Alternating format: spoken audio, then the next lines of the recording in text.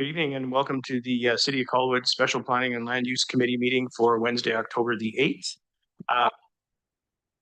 We would first like to acknowledge this evening, I'll go back a step and just welcome to the Special Planning and Land Use Committee meeting for Wednesday, October the 8th. We first acknowledge with respect that we're meeting on the traditional territories of the Lekwungen speaking people, and we're honored to have the opportunity to build strong working relationships with the people of the Songhees and Kasepsum Nation.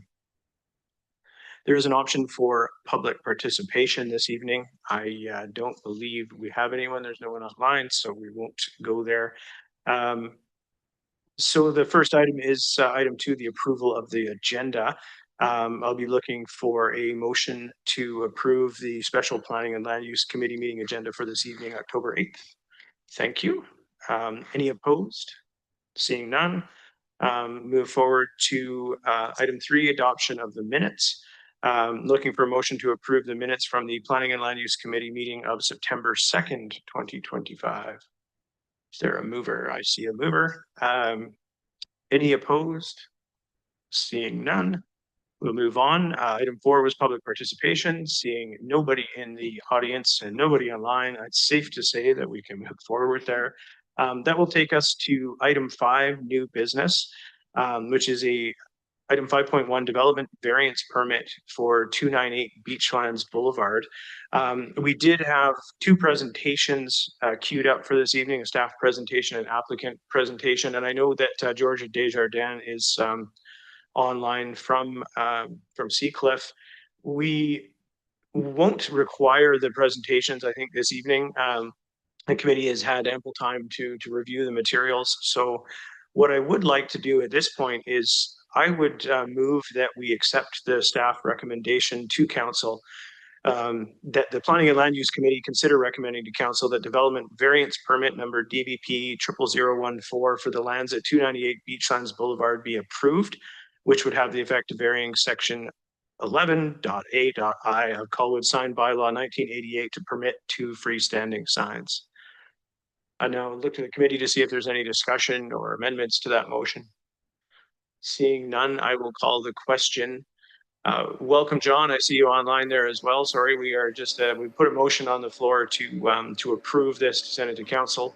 I'll call the question. Any opposed? Seeing none, that's unanimous. The sign permit will be recommended to council. I wanted to thank Georgia and John for joining us. As I said, we decided to forego the presentation. We felt we had enough information to make the decision and just move forward here. So we'll move on to item 5.2, about land use bylaw number 151/2025, Omnibus amending bylaw. There is a recommendation there and there is a staff presentation. And since Matt has so kindly stuck around through this lengthy meeting to present that, we'll allow him to do so. Over to you, sir. All right, thank you. Good evening. Matt Blakely, Senior Planner. I'm actually here tonight to present this item on behalf of Kaitlyn Suzuki, who prepared the report and presentation, but unfortunately wasn't able to attend tonight. So I'll be walking you through the key points of the report, and I'm happy to answer any questions to the best of my ability or follow up afterwards if necessary. So staff are proposing amendments to the Colwood Land Use Bylaw. These amendments are administrative in nature and intended to improve the bylaw's clarity, making it easier for the public to understand and staff to implement.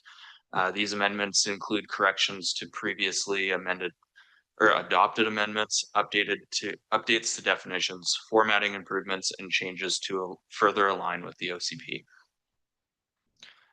So just a quick note on the OCP, as I'm sure you all know, the official community plan is an overarching citywide policy document that is intended to guide the planning and development of Colwood in reflection of the community's needs, values, and goals.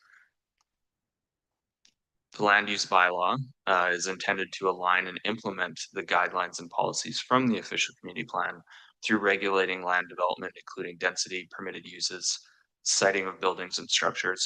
So in this presentation, we have highlighted some of the main amendments that have been proposed. So I'll just go through some of those because, as I'm sure you saw in the report, there's several, but we just picked out a couple of the high level ones. So the story definition, The current story definition refers to itself when defining story, so it was not really easily understood. So staff are proposing the updated definition on the screen here to improve clarity of the term. The proposed amendment definition remains consistent with staff's current interpretation and is only intended to improve clarity. Minimum areas for accessory buildings. So currently the regulation limiting the total maximum floor areas for accessory buildings to 60 square meters references residential zones, but it is in section 2.1061, which sets accessory building regulations for all zones. So staff are proposing to remove the reference to residential zones to clarify that this regulation is in fact intended for all zones. Owner occupation for new suites. So the land use bylaw currently includes a requirement for owner occupation of new suites. Staff are proposing that this is removed in alignment with the OCP, which supports facilitating additional suites throughout Colwood. This also aligns with kind of provincial guidance from the SMU legislation. And additionally, staff are not able to actively confirm whether owners are occupying homes with new suites. So this just simplifies everything. 0 meter side yard setbacks. So staff are proposing amending the section that allows a 0 meter side yard setback for fee simple row homes to the CD 28 Latoria South Zone. This section was inadvertently removed in a previous amendment. So staff are also proposing to add this section to the CD 30 zone, which is the Beachlands zone. As attached housing includes row homes in this, as attached housing including row homes is permitted in this zone, but currently a side yard setback variance would be required to facilitate the construction of the row homes. So this proposed amendment would correct the CD 28 zone and prevent the need for future variances to the CD 30 zone. So public notice will be provided in advance of this being introduced to council, including posting to the city website and 2 consecutive issues in the local paper.